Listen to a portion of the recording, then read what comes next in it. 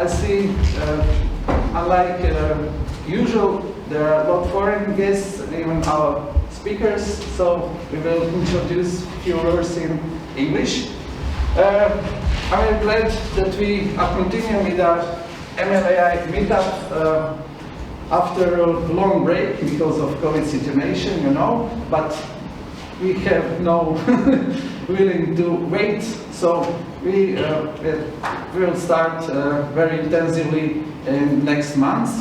We have prepared a lot of good things that's going to happen, like courses with our Faculty of Science, and a lot of projects, student projects, and even course, 6 weeks course, building IT projects using AI technologies, supervised with colleagues from AI, and the meetup members will be closely informed about all of that. So follow us with our social media and our webpage for more information.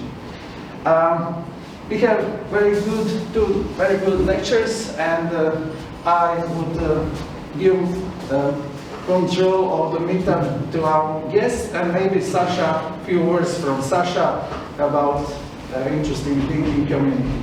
And one thing that I forgot for new visitors, I'm Damir Bršić, co-organizer of this MLI meetup, and also the head of the ICT Županija or Digital Dalmatia project. Sasha is co-organizer. He is a professor in our Faculty of Science, and he will give you a few words more. Thank you. And just one thing, Sasha, do not forget, after lectures we have networking. We will have very good pizzas from local pizza store and beer and drinks, so don't go away, stay here for a few minutes, and thank you. So my name is Sasha Mladenovic. I'm coming from Faculty of Science, University of Split.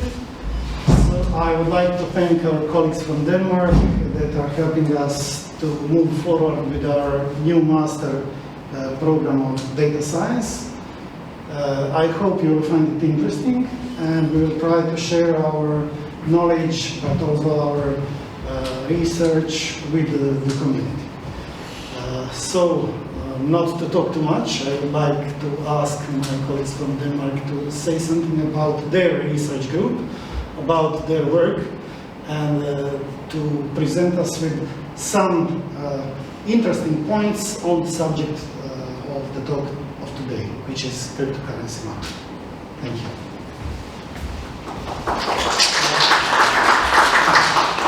Hi, good evening everyone. Thank you very much to the organizers for giving us the opportunity to be here. It's really a pleasure to be here and to discuss our research with you guys. So my name is Laura. I am an assistant professor at the Technical University of Denmark. And one of the topics that I've been interested in the last 5-6 years is digital markets, in particular the cryptocurrency market. I'm a physicist by background, and I specialized in complex systems. So where basically we use tools from statistical physics, computer science, to study social phenomena. This is different types of social phenomena. So what you will see today basically is drawing on different tools from statistical physics, computer science, to understand this market. With my team in London, where I did my PhD, and also with many other collaborators in different universities in the world, we studied many different aspects of these cryptocurrency markets. So today we're only presenting you a small selection of what we've been doing. So among my collaborators is Luca, who is going to present later on a more recent topic in this ecosystem of digital markets, which is Non Fungible Tokens. So I would just like start by thanking all the collaborators, because what you will hear about is done in collaboration by many of them, and in particular led by Andrea Baron Kelly, who I've been working with at City University of London. So let's just start with the basics, just to make sure that we're all on the same page. What is a cryptocurrency? So a cryptocurrency is a digital asset, so that it was designed to function as a medium of exchange, so that we can exchange with each other. So somehow you can think of it as a token, just like as a fiat currency, right, that we can use for exchange. The main differences with the fiat currencies is that it uses a new technology, the blockchain, to validate transactions in a decentralized way. So while in the case of fiat currencies we have a central authority, such as a national bank, that sort of validate these transactions, in the case of cryptocurrencies we have the blockchain, that is this decentralized system that validates the transactions, right? So when Bitcoin, there was the first cryptocurrency out there, started to be traded and so on, we realized that basically this market, the market of cryptocurrencies, was an incredible ecosystem to study, because it was the first time that we could look at exchanges of, between people, and we had access to the full history of exchanges. So here is just a snapshot of data from the blockchain. The blockchain is fully public, and it's basically just a list of transactions. So basically it keeps record of all the transactions that ever happened. So we have basically the chance to study a market in full details, right, for the very first time. What are all the exchanges among actors? So yeah, here is exactly the idea. So we can really go back with some caveats, of course, to the network of exchanges among individuals, and we can basically study how this network of exchanges somehow affect the evolution of market properties. What you see here in the figure is the evolution of the price of Bitcoin. Of course, the price has been growing, and we can really try to understand this phenomenon, right, from the network exchanges to the evolution of prices. So back in 2017, we started becoming interested in this topic, and we ran one of the first studies that were looking at the market as a whole. So they were not only focusing on Bitcoin prices, but we were looking at many different currencies, because this is a system where many currencies coexist. So we have Bitcoin, Ethereum, they are the most popular, but there's really many of them. And back then, it was really one of the first studies looking at the entire system, so at these different currencies and the evolution of prices of these different currencies. And this is what I'm going to briefly talk about.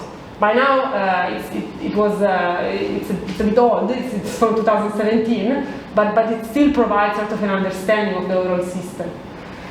So yeah, back then, the prices had been, so the number of cryptos had been growing. So we were up at like 600 currencies, I think, when we published the study. And also the volume of transactions, of daily transactions, was sort of increasing. So this is why we're really interested in understanding this system. As well as the total market capitalization, right? So these three quantities that sort of assess a little bit the size of the market have been growing. And then since then, basically the market had kept growing. So even after we published the study, until today. And even now, it's really a topic of general interest. You can see that in 2020, the number of Google searches for Bitcoin approximately followed the number of searches for COVID vaccine. So it's really a topic of general interest, right? So this is why we're interested in understanding. Let's start a little bit with some of the results of that study back then. What are some of the properties?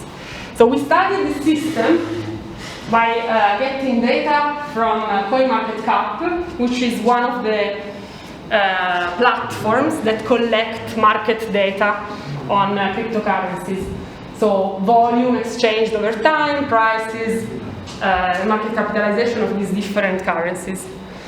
And back then, it was really a time where the market was growing exponentially. So it was in late 2017, and we could really see this incredible growth that seemed to be growing exponentially. Of course, then the prices went down and then up again.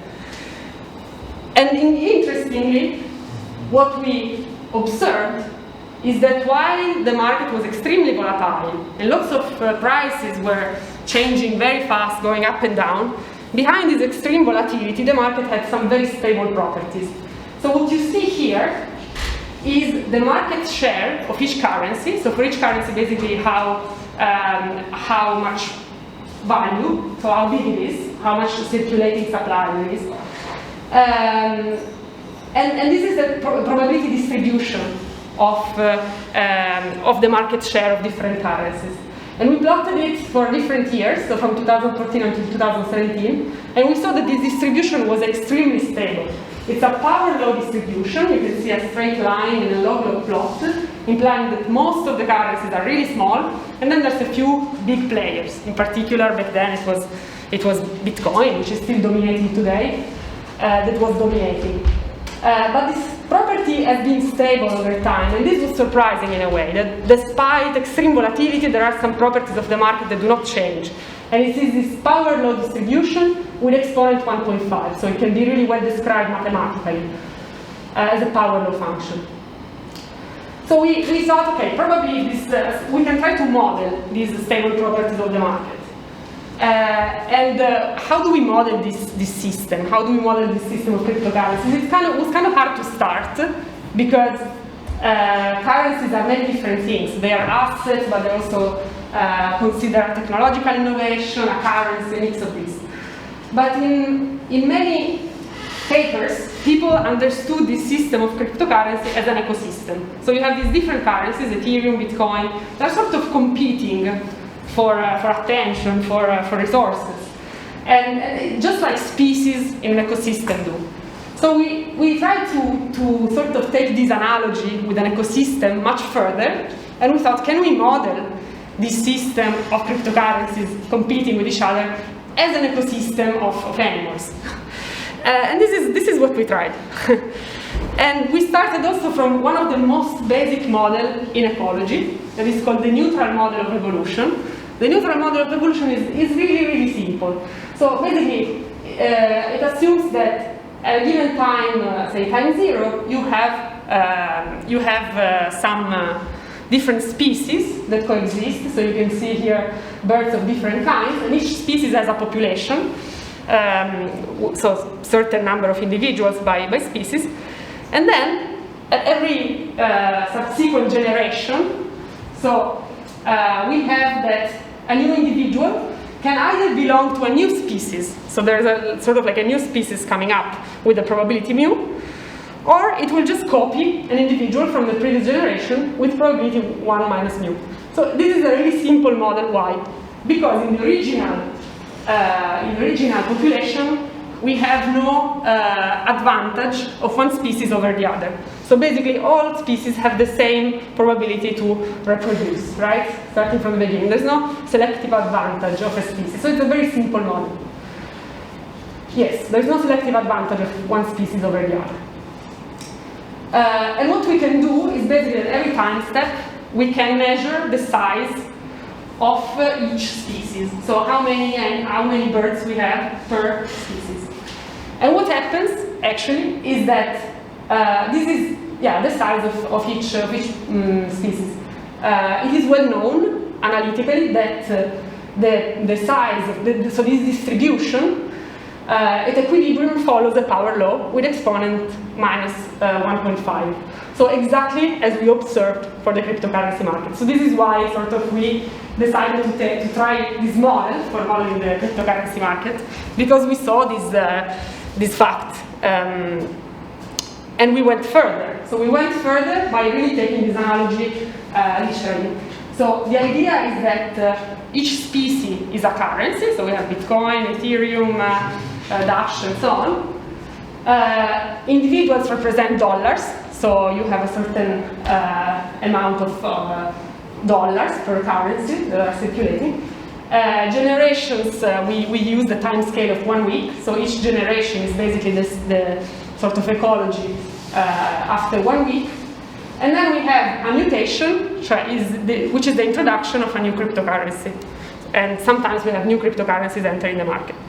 To make it very brief, what happens is that the model is able to reproduce extremely well all the properties of the market. So on the top left, we have the distribution of share that we saw in the beginning, and the dashed line is the model. The blue line is basically the model, and then many other properties of the market that I'm not going to talk about now because of lack of time. But many properties of the market are super well reproduced by the model, which is the blue line again. So. Very interestingly, this is a pretty old study. This was done at the end of 2017, but the model would also sort of predict the evolution of the market share of the top currency, which is Bitcoin, so the top species. And here you can see that Bitcoin has been losing share because many other currencies are now becoming important.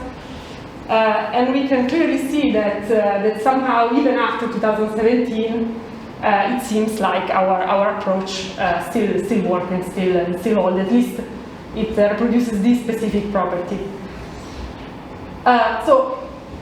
What did we learn from this study? I mean, the idea is that a model is very simple, and where there is no fitness, so where no currency is better than another, reproduces the data very, very well. So in principle, we cannot detect a consensus on what is the best currency, which one has a technological advantage over another.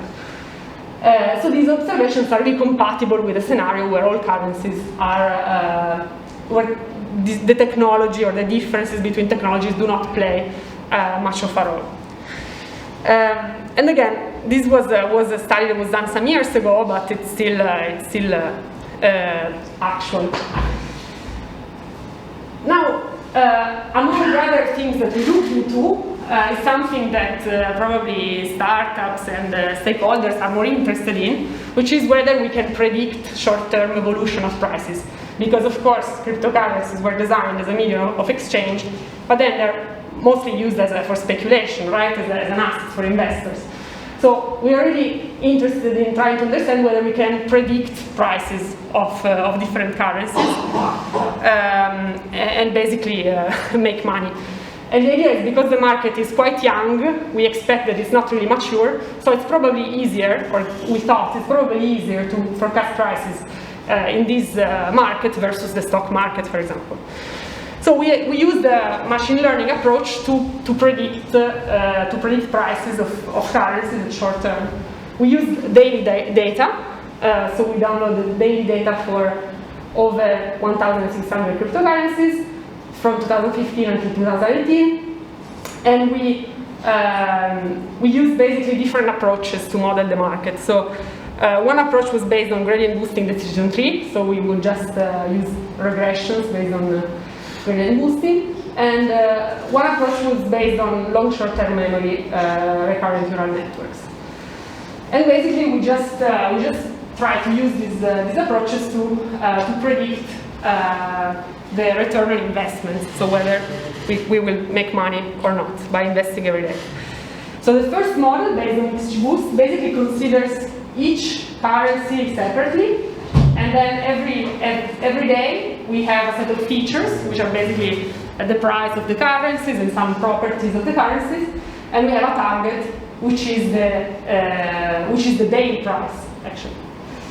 And we use very simple, like machine learning, dividing in a training and test, and we trained based on a year of data, and then we try to basically predict future prices. We also tried other model where basically we consider cross correlations across currencies. So we use also properties of other currencies to predict the target price. And basically what we found is indeed that the market back then was really young, and so it was kind of possible to beat it and to make positive returns by using simple trading strategies using machine learning. We of course impose some constraints, so that we can only use cryptos that have a high daily volume. And basically, with all the different methods, we figure it is possible to make some return. And in terms of feature importance, when we use these classifier, the XGBoost regressors, we find that, interestingly, information of other currencies help predicting the price of the currency. So here you can see the case of Ethereum. We have that the price of Dash, of Augur, and other currencies are actually important when it comes to help the model learn the prices. So the take-home message from the study is that we tried a very simple exercise, and we showed that machine learning techniques can assist crypto trading. I mean, I'm sure we are not the only one that figured this out. And some of the things that we would like to try in the future is to address some of the simplification that we used here. So we did not consider fees, we did not consider feedbacks, we did not consider that there is a limited Bitcoin supply, and so on. So somehow this was just like an academic experiment, and it was not an actual trading bot that we developed here. And these results are included in a paper that was published in 2018, anticipating cryptocurrency prices using machine learning. We also did many more things related to cryptocurrencies, and basically, yeah, I'm happy to talk about it later on while in the networking. And you're also free to check my webpage if you want to find out more about other studies. But for now, for today, this is all from me.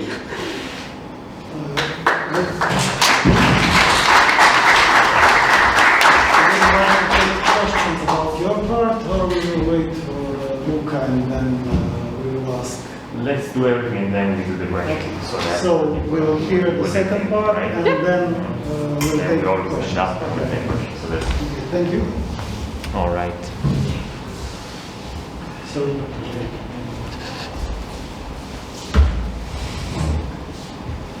So that we can, my battery is also dying, so hopefully let's make it fast.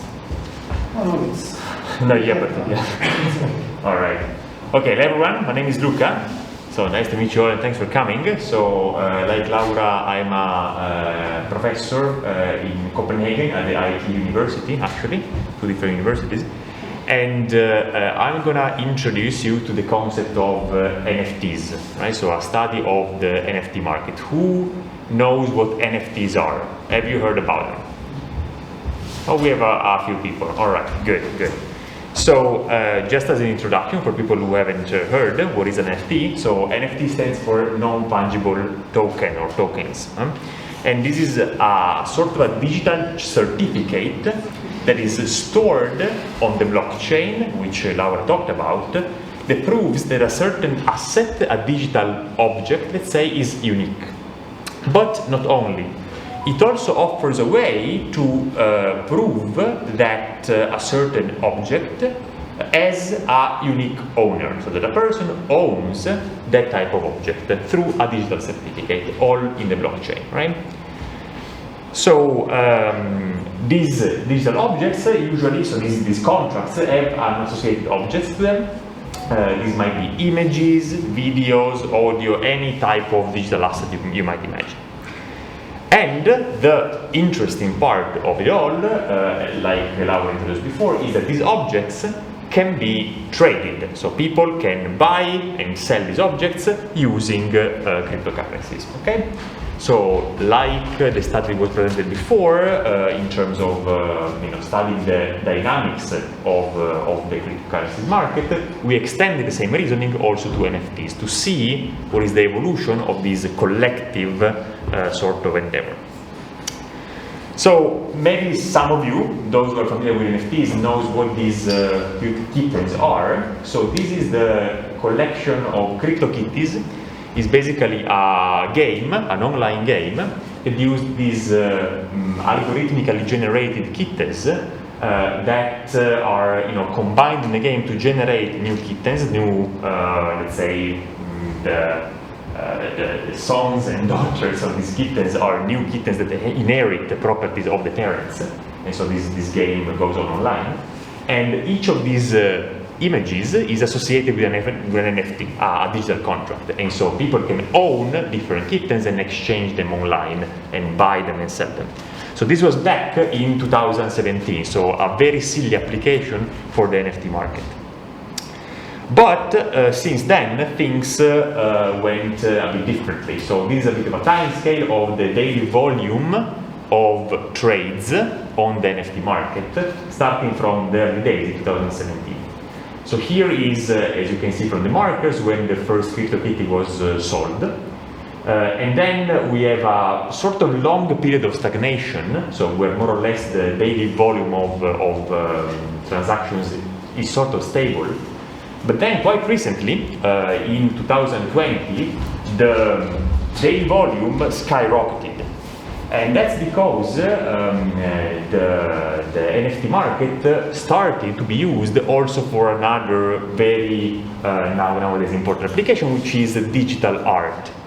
So several digital artists started to produce pieces of art, artworks. Here you have two examples, which I maybe comment in a second, and to sell them for insane amounts on the market. So here we have two pieces. Maybe you've heard about this, Beeple's first 5,000 days, which is basically a collage of pieces of art from this artist called Beeple, who draws computer-generated images, usually representing satire of contemporary politics, for example, with images of Trump and other politicians. And here we have, I think, maybe the most compelling case, which is CryptoPunks. So these very small pixelated images generated algorithmically, and there are 10,000 of them, unique, because clearly they are associated with unique contracts on the blockchain. And I think that at the moment the record for this is that CryptoPunks sold for more than $7 million. All right, just for the ownership of this little image. So this thing became huge, and as you can see here, the scale is in a logarithmic scale. So here at the very end, in 2020-2021, there is exponential growth of the market. So this is really interesting to study. And so what we did is, since this data is public, because it is on the blockchain, and everyone can see what these exchanges are on the blockchain, as Laura presented, we extracted from different sources a very large number of transactions, 6.1 million, in a range between 2017, where this phenomenon started, until very recently. And here you have a bit of numbers, so we have more than 4 million digital contracts exchanged, and these are partitioned in what are called collections. So a collection is a set of digital objects that are similar, that share similar features. CryptoKitties is one of these collections, for example, right? And these, as I was mentioning, are traded with cryptocurrencies, on different blockchains, basically. We grouped different NFTs in 5 main categories. So the market is mostly used to trade things like art, as we mentioned, games, like CryptoKitties would be one, but also things like collectibles, like stickers or little figurines, like the CryptoPunks, or even sports memorabilia, let's say.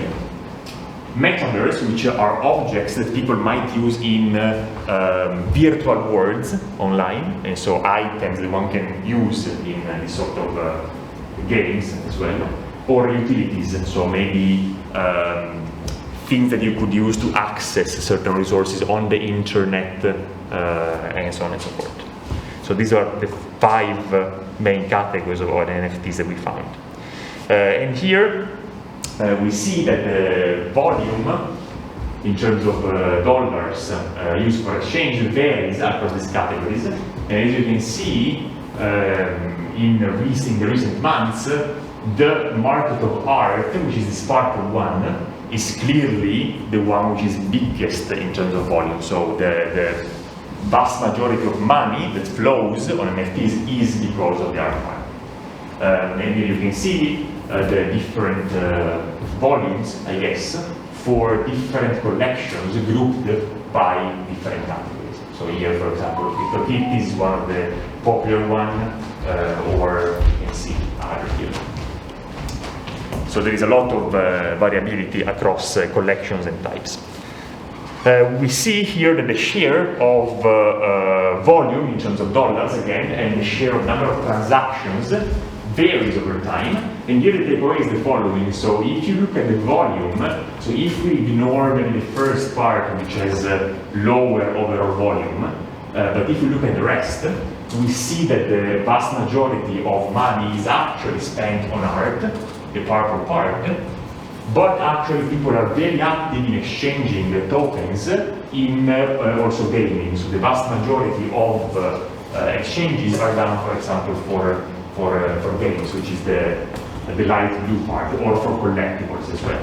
So here what you see is that, relatively speaking, very few pieces of art are sold, but for a very, very big price. Okay? So if we look at individual items, we could look at the patterns of how much they are sold and resold in chains. Because I can buy an NFT and then resell it to someone else, maybe for a higher or lower price. So here in these plots, what you can see is the following. Here you have time on the X, and each little row here, each pixel represents one single object, okay? And you start to see the pixel when the object has been introduced, has been created on the market. And here the color represents whether the object has been sold to somebody else for a lower price, a higher price, or for no change of price. And these just, a few examples across different categories. And what you can see is that clearly there are some sort of patterns. So you have for some type of collections these red waves, which means that the item is created and then sold for lower and lower price for some reason. But there are also some blue waves where this object is generated and then sold many times for a higher and higher price. So we wondered, can we to some extent predict these patterns and predict whether an object will be sold and for how much it will be sold? Okay. So the task we embarked in is to predict the price of an NFT at a certain time using different features that were motivated by different reasoning on how basically the market works. So the first obvious feature is the visual appeal of the object. So most of these objects, for example, especially for art, have distinctive visual characteristics, and you might think that some of these characteristics might be worth more money, for example, right? Because the piece is more beautiful than others. The second is actually a social factor. So in markets, there might be central players who are able to sell the goods for higher prices. And so if you are a good seller and you've sold very well before, you might be very likely to sell even better in the future. And the third one, which again is pretty intuitive, if in a certain collection, let's say in the collection of kittens, the collection of punks, other items have sold for high prices before, it might be the new items in the same collection will sell for good also in the future, all right? And here we have just focused on the feature mostly, more than on the method. So we just limited ourselves to simple regressions or classifications, so no fancy deep learning here. We just wanted to see which category of features was the most important for casting these predictions, right? Okay, so if we want to quantify numerically the visual features, how do we do it? This is pretty standard, so that's a bit of the flow that we did. So we start with the pictures that we can download, because these things can be downloaded, so we clearly don't own them because we don't have the digital contracts, but anyone can download the actual picture. So we did some deduplication of the pictures, some cleaning, and so from a cleaned up set of n objects, what we do is we use a model that is called AlexNet. It's basically a pre-trained deep learning model. There is a little bit of deep learning, but we didn't do much here, that basically transforms the picture in a numerical vector of, in this case, 4,000 plus numbers. And these numbers are not interpretable from a human, but they encode all the visual features of the picture in a way that if two pictures are very similar visually, their vectors will be very similar numerically. Okay? And then what we do is we apply a technique of dimensionality reduction to reduce these 4,000 dimensions to 5 so that it's more manageable, and then feed them into a regression classification. Okay? So that's how we model the visual features. And here is just an example to see where we can, so we can use, for example, 3 principal components, so just 3, reduce our vector of 4,000 into 3, and here we can plot, it's a subset of the different visual objects that are grouped into categories like utility, metaverse, art, and so on and so forth. And what you can see here is that naturally, things that are from the same category cluster together visually. So all the gaming objects will be more similar, all art objects will be more similar. Okay? Then this is how we operationalize the network features, so the network of trades. So this one is a visualization of the trade network where each individual node is an address on the blockchain. To simplify, we can say it's a buyer or a seller, so let's say a person, even if it's not that straightforward. And we have trades between these people, right? So people exchanging these things. So we connect two people if they perform a trade.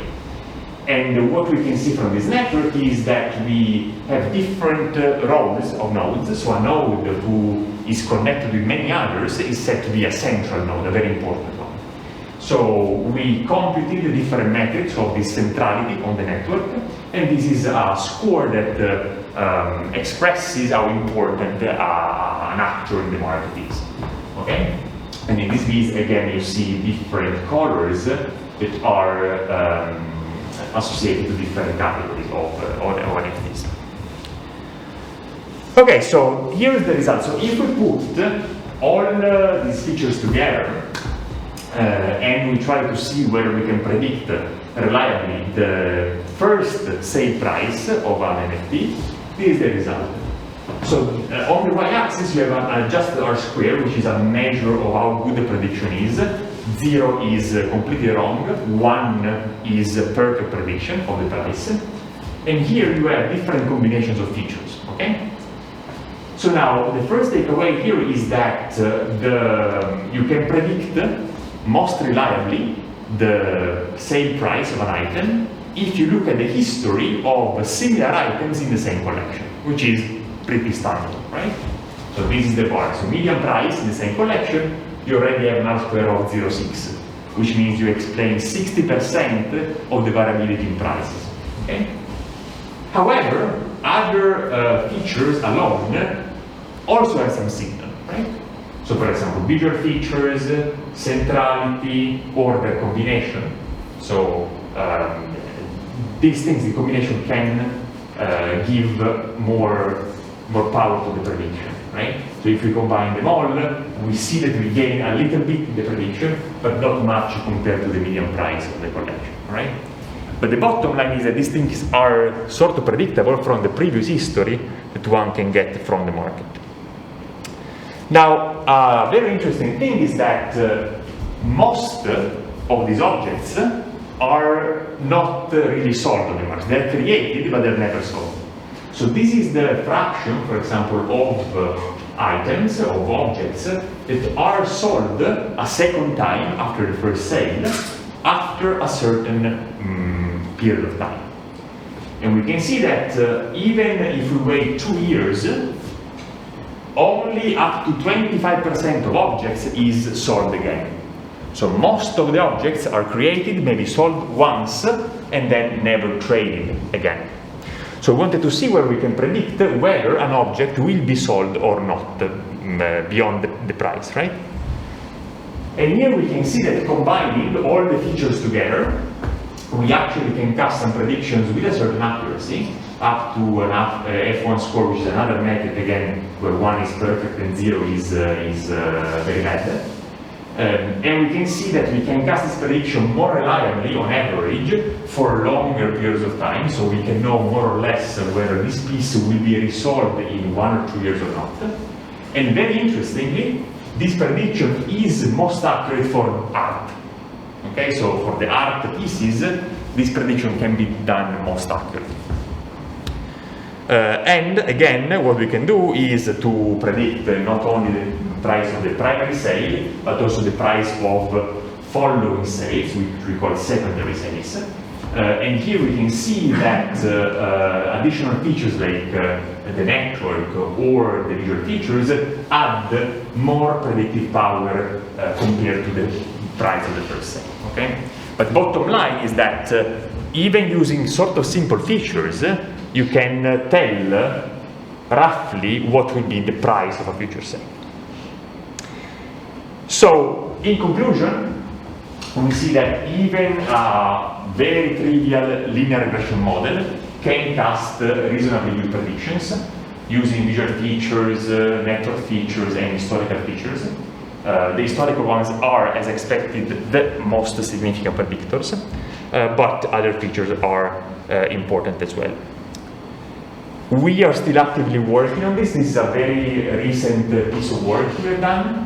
And we are now diving a little bit more into the art market, because clearly it's very interesting, and looking more in detail at interpretable visual features to see whether we can describe what are the visual aspects that actually are successful on the market. So if you're interested, we have this preprint article that has been out here for maybe a couple of months now.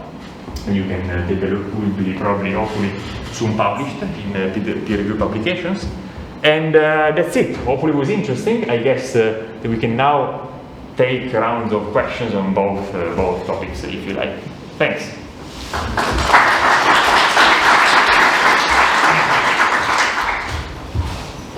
Now, I'm sure that you have a lot of questions. Of course, they are related to the properties or the features that you are using, both you are using to predict the markets, but I will leave that to the public.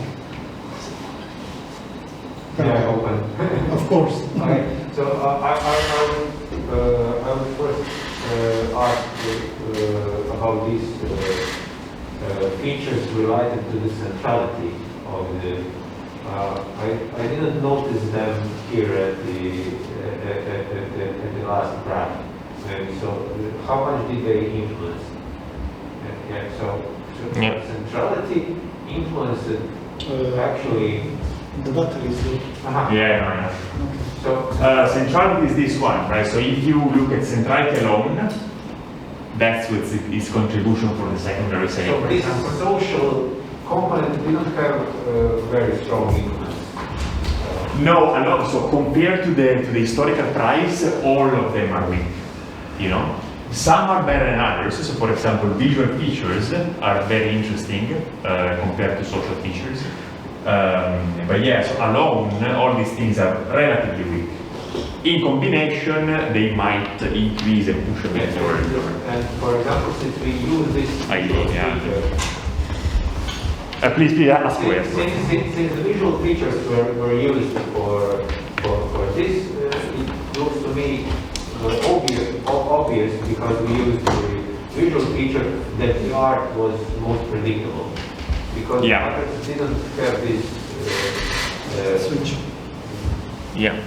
Yes, indeed, I didn't show that, but for art, we do have visual features as better predictors than centrality features, for example. Yes. So the weight of different features varies across categories of NFTs. Yeah. So I'm not sure what happened. Me neither. I'm trying to figure out. Yeah, maybe I'll just But thanks, yeah. But I started 3 times and it should work. Yeah. And It's working. I don't think it is because it's unplugged. Well, now it should. But I don't think we need the slides anyways for the question, so please ask away in case. Yeah. Okay, my question is kind of a general question. So I'm the co-founder of Endemic. That's the first NFT marketplace created in Croatia. We are launching in maybe a couple of weeks. So the 30 of us are working on developing Endemic for like 6 months. So we're deep into the NFT world. So my question is more like a general one. So we are starting next Friday with the first sale of our collectibles. We got 7 collectible series. Every single one is 10,000 NFTs. So do you have maybe any advice before the sale? I mean, everything is all ramped up and ready to go. So yeah, maybe we have some general advice when we start in our first sale of collectibles. But basically, Endemic will be selling top-notch art. So we have 50 artists all around the world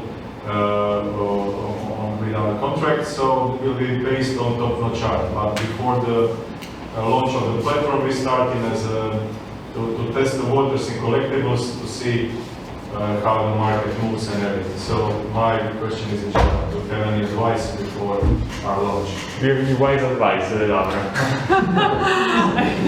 so yeah, I don't know. So I'll break the ice and then see. I think that the cold start problem in this thing is not really well studied, and we didn't study it. So like new players, like new markets incoming, we don't really know what's the dynamic of them succeeding or not, in a way. So I wouldn't know. So in general, if you guys are focusing on art, mostly, right? And there are, I think, conflicting. Yes, sure. There are the features, clearly, and you can get something out of the features. But again, what this thing tells us is that the past is what matters most. So since you have no past, it's hard to say, right? Yeah. So if we have to rely on the traditional literature on how the art market works, usually it's the galleries that matter, right, or the social connections that matter. So if we had to rely with that from that old literature, I would say connecting to important hubs who have a role in the market might matter. But it's just a guess, it's an uneducated guess, because we really don't know whether this same framework works for this type of digital markets, and we're actually working on this at the moment for a new paper that we are working on. So I don't know, but Laura, I don't know, maybe you have something to add? Yeah, I would kind of say the same. So important artists, and starting from people that already have some kind of like popularity and curated galleries, is basically what the traditional market would suggest to start with, right? But if you look at the theories that you presented before with the ecosystems and so on, maybe you can deduce something.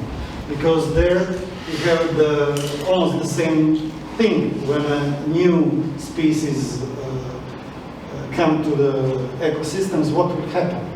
So that's if you combine visual features and other stuff plus the evolution.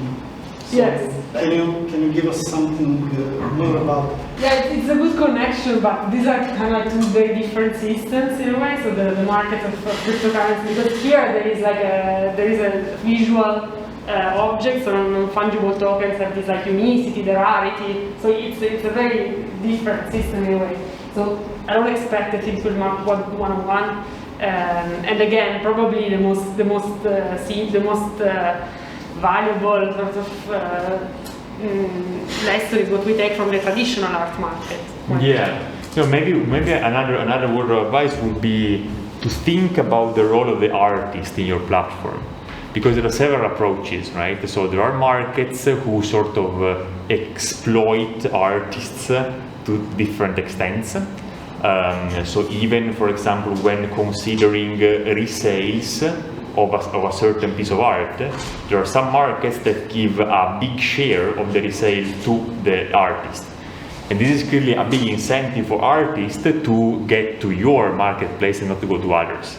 So this is something that we have seen in terms of shift of the artist community from one community to another because of economic incentive for the producers, right? So I think that these are some knobs that as a market manager, I don't know if that's the correct name, you could maybe try to play with a little bit to basically enhance the attractiveness of your offer compared to others, right? Basically, everything that you said is our biggest selling points in endemic. So yeah, we try to build because I come from the art world as a creative director, so and a professor and a gallery manager and everything. I mean, a member of all the art councils in the ministry in the city. So this is the world that I come from. So as a co-owner, we try to build a bridge between redeemable art and art in the real world and NFTs. So we started collaborations with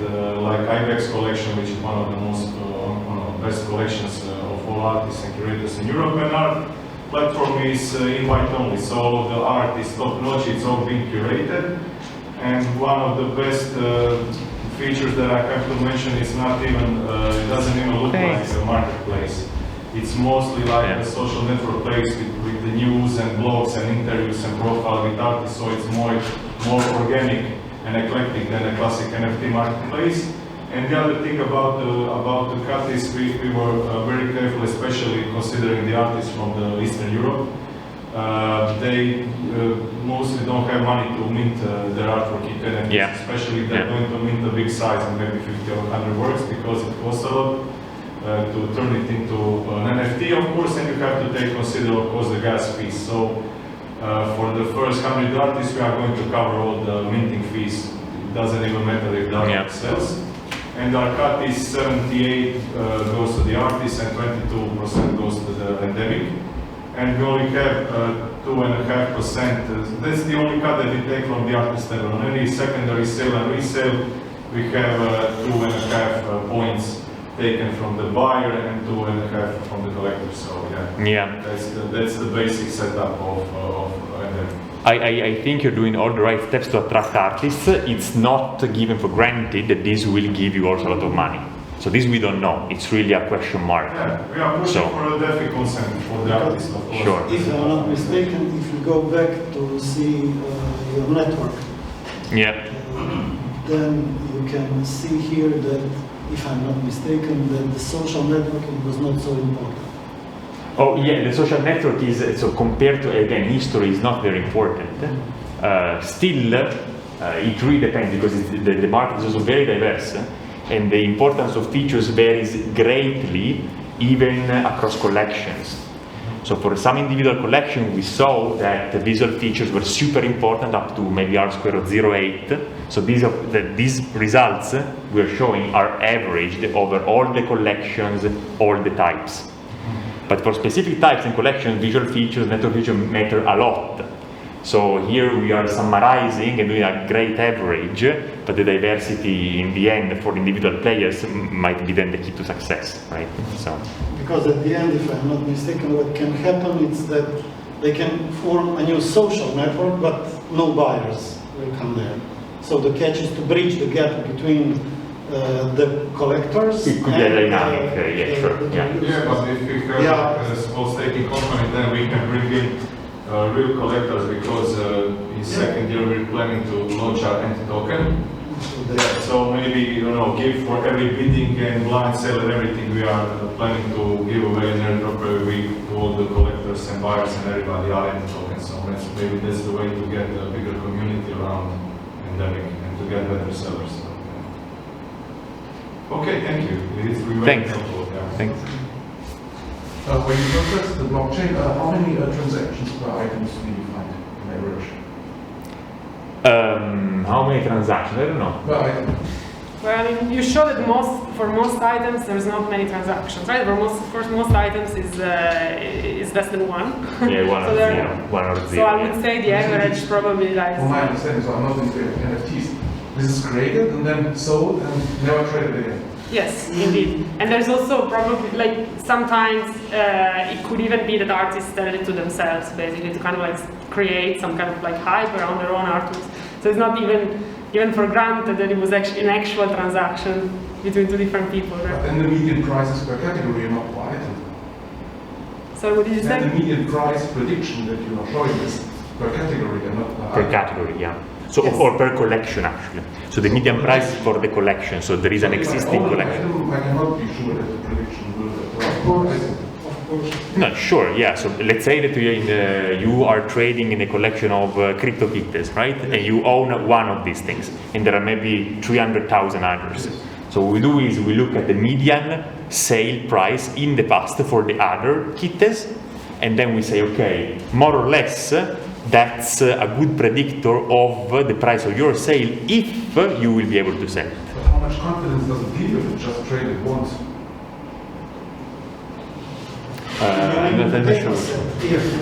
If it has been sold only once, basically it's the data is biased because I can buy it for myself and that's it. Yes. No, maybe I didn't explain properly. We do different type of predictions. This one is predicting the first sale. So let's say there is a market of cats, It's just the first. right? And you predict the first sale. Then we also predicted for those that are sold more than once, what's the average sale for multiple sales, right? For the subset, which is a very small subset of those that are sold for more than once. Okay. So this low percentage of assets that were sold on the second time, is it because they were put on the market and nobody bought it, or because they were never put on the market? Yes, we didn't see that, so we didn't look into that. So we just got data related to transactions. So this is a good point, and it's something that we should investigate further because there could be some bids that are open and then actually no one actually buys them. But it's not something we have looked into. So yeah. Because this would tell me that NFTs are not a good investment, right? On average, no. On average, no. Of course. If you know of what course. to Okay, that's clear. Let's make it clear, obviously. So if you're buying NFTs, you're basically most of the time wasting your money at the moment. Yes. For example, red or Clearly. I would disagree completely. I would disagree, but yeah. In my opinion, it's like buying every book that's printed by Gutenberg invented the printing press. Exactly. It's just, you have to look in the future. Now everybody's calling out, but when you get Instagram that's based only on NFTs, which you will get, and if you get all the social networking, and the most important part, even before your profile picture, will be what NFTs do you own. So when you get to that segment, and the segment of multiverse only digital land, when it gets, today NFTs is like a big niche. It's just a couple of % of the crypto world, and crypto world is maybe 300 million people in the world using crypto right now. So yeah, if everybody that is buying them is holding them, especially if the market grows, you can see Ethereum growing right now. Everybody's checking their wallets, as I see during the lecture. So yeah. All people are using their excess Ethereums to buy NFTs now. Of course, they are going to have real scarcity in the world in maybe 2, 3, 5. No, absolutely. And especially if you consider things are moving 10 times faster in crypto than in the real world. So Yes, but let's be fair, clearly, so both views might be biased, all this is speculation, right? So we don't know. So we might hope that the market will increase. Raw numbers show that at the moment, if 2 years ago you bought an NFT, you have 75% of chance not to resell it. Yeah. This is the hard evidence. Then we might hope for this to grow. In 2 years. Exactly. So it might be, like he says, but we don't know. It's a prediction. And that's a prediction. It's speculative. It's a Especially if there is a game, upcoming game. If it's an upcoming game that's coming out in a year. Absolutely. And you might be well right. A bit like Fortnite, then it will be worth millions. So, especially with the pumps and everything, you can see Steph Curry with all the famous people putting them as profile pics, so the whole price goes up. So, yeah, it depends. In my opinion, the market is been done by shilling and hyping through all the tech influencers in the world and giving them free NFTs so they can hype the project up. Especially if you, I don't know, get a retweet from Vitalik or somebody, then your collection will be a hit. That's the basic stuff that I'm saying. And about the resale, we're just at the Stone Age level, in my opinion.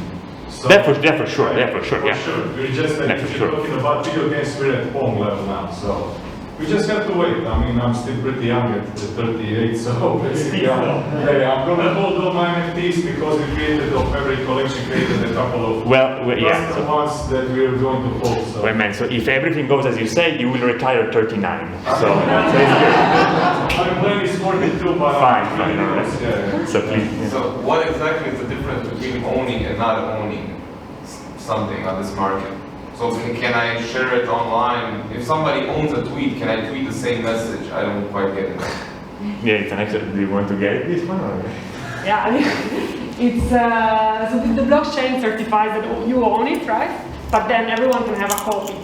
So it is an identical copy, but you are the owner. So the blockchain certifies that you are the owner of the legally, I can do with it whatever I want if I'm not the owner. I mean, I can post it, I can hold it on my laptop. Yeah, absolutely. What's the point? You can screenshot. Maybe then you can print Mona Lisa and put it on the wall, but it's not original. Yes.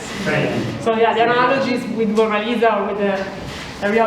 Yeah, but one is physical, one is selling smoke. I mean. No, yeah. So it's different for sure. So you own basically a digital contract. That's what you own.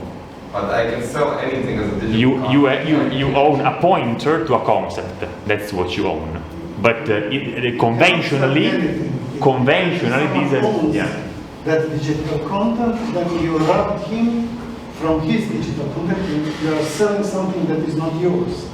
I get it. I can't sell it, but I can. That's another point. That's user rights and other. Yeah. What about royalties? The Kings of Leon, the band that everybody knows, minted their album as NFT. So you basically get the royalties on every song. So if Paul McCartney means Let It Be, which is played in million times every month throughout the world, if he means it as an 10 NFT, so you will own 10% of the royalties. Absolutely, but you don't need a blockchain to do that, right? I mean, it's of course you don't. It's regulated by. Yeah, so it's transparent. so he's can see that you're owning it. So fine. Yeah. We get your point of view. Yes. So yeah. Sorry, a couple of questions. So on that note, what is it that ties the asset to your identity or to you? Like, is it a key? It's like your wallet key, or what is it? Yeah, so I don't know if you know more detail about it, but basically, yeah, so you have a wallet, and your wallet is tied to the contract that basically certifies that this object belongs to this wallet. Oh, okay. The wallet is not a person, right, because a person can have multiple wallets, or the wallet can belong to, I don't know, something that is not a person. But yes. Oh. That's how it works. And the second question is, what exchanges do you recommend for NFT?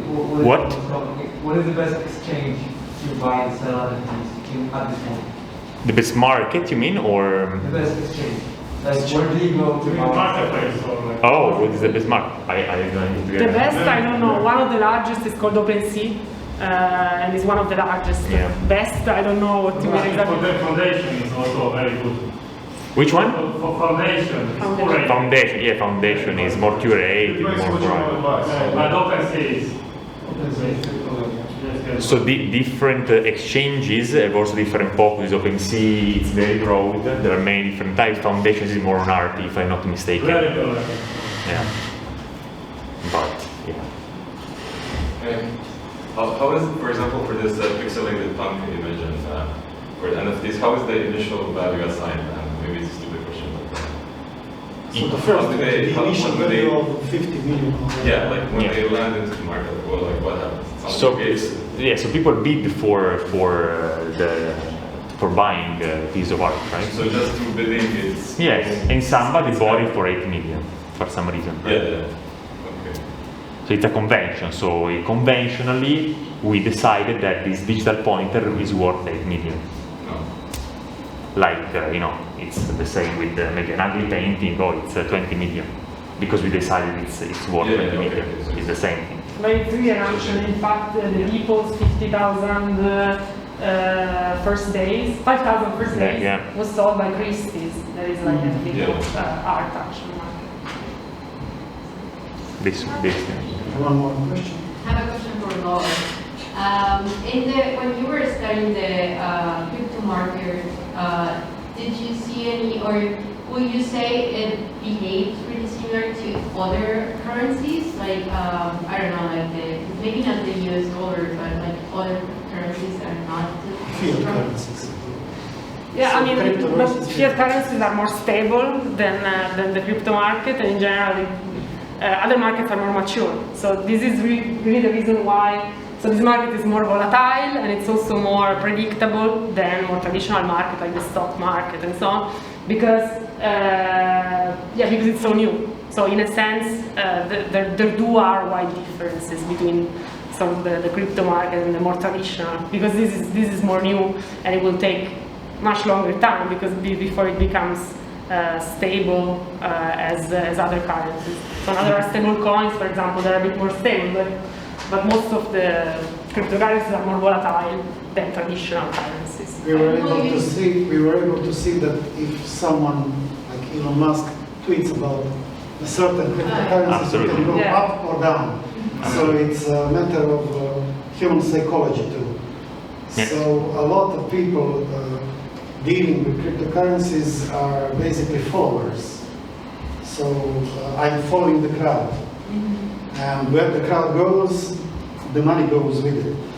Yeah. Within cryptocurrencies, as Laura already said, it's a young market, non-regulated, so basically it's a wild world.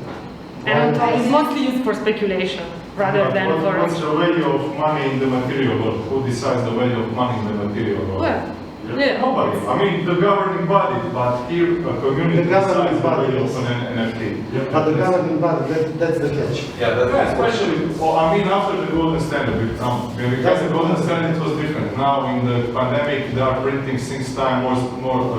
I agree with that, but you can still go in the market and buy, I don't know, electricity, you can buy bread and something like that. Also with crypto. But there's also inflation.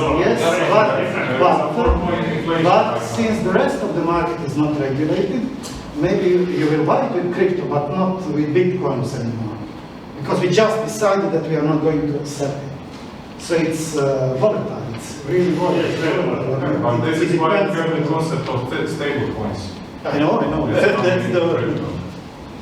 Yeah. And private coins and everything else, so yeah. I As I said, it's understand the Stone Age, but it will move so fast that, it will spin a lot of heads, believe me, even in splits, so yeah. You have this huge amount of data, so did you think about that there is a certain critical mass when the volatility drops significantly, or was it just constantly the same? Can you repeat the question? Is there a certain point when the cryptocurrency becomes so mass market that the volatility decreases, or is it just straightforward? So when you introduce a new currency, am I right? Yeah, but I mean, we haven't really looked into the blockchain data here, so we're really only looking into prices. I said, so when it comes to studying cryptocurrency prices over time, so we don't really look too much into how the transaction or exchanges between people lead to changes in volatility and so on. If this is what you but ecology theory gives you some hints. Yes. So if in the same ecosystems you introduce a new individual, the resources will spread around. The resources are more or less there, and we are fighting for the finite resources. So you will go here or there, but you cannot go in both ways at the same time. So, if I may say, my opinion is that if you increase the number of cryptocurrencies, of course, the rest will go down a little, or even a lot. So why would that be the case? Because someone else wants to get their share of the market. We are fighting for the resources. It's all over the world like that. See, so if I'm producing bread, and you will open the bakery near me, why? I'm already producing bread for a city. So why should you compete with me? But that only applies on separated markets. I Yeah, don't believe that the cryptocurrency is a Yeah, so separated market. the capitalization is growing anyways, right? Yeah, the market is growing. The market is still growing, so sure. It's a good reason to open a second factory. Yes. And Depends where you open it. Yeah, the market If it's is near me, it's not a good $2 trillion daily. That's the daily Sure, market. sure. And it will grow, and it will grow more for sure. Yeah, of course. Yeah. It It was 1 trillion, not so example. It's the same like you're not going to go back to a flip phone. It's the same with this. So, that's my opinion. You just need time. Yeah, of course. This is why we want If you to have enough money and enough time, at the end you will win. But you just have to survive in those 200 years and everything will. Well, the last Bitcoin is mine, and then after that. Yeah. But we had this visualization of the dependencies of the tradings in the art market. So I was thinking if you could prepare something similar to the crypto market to see if there is somebody in this market and going out, which is the preferred market that they go into. Yes. So we have looked at the network of exchange. I mean, the problem with the cryptocurrency market is what was mentioned before, that you cannot really link wallets to identities. So often a single individual has multiple wallets, and then it's kind of like hard to build a network of trades from the blockchain alone. So yeah, people trade through markets, so it's really complicated to build that network. And also to parse, actually the network is like a huge amount of data. You're smart, you can do that. Yeah. It's just a matter of time and money. Everything else. It's Yeah, but linking wallets together into identities, I mean, there are startups and companies that do that, or it's not really something straightforward to do. You could do it on a market flow and not on a wallet base. Let's say today's trade at 100 million, you can see whether it's ideally going. And they get an idea of the flow. Yeah. More questions? Yeah, there was something. Don't be so shy. I would like to thank to our guests, Luca and Laura. Thank you very much for extremely interesting lectures. And I will invite you to join us in the lunch place area. We will try pizzas in honor of our Italian guests. All right. Thank you so much. So, thank you very much.